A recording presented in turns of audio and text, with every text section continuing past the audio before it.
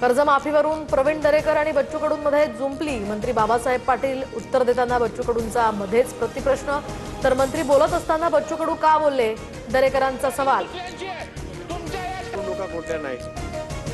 राज्यात बहुतांश भागामध्ये स्मार्ट मीटर लागले। गुजरातनंतर महाराष्ट्रामध्ये विजेचं बिल कमी। विधान परिषदेत मुख्यमंत्री फडणवीसांची माहिती। मुख्यमंत्री लाडकी बहीण योजनेमध्ये 12,415 शासकीय कर्मचारी लाभार्थी। वसुलीची कारवाई सुरू। अपात्र लाभार्थ्यांनी सुमारे 165 कोटींचा लाभ घेतला। विधानसभेत हा मुद्दा उपस्थित।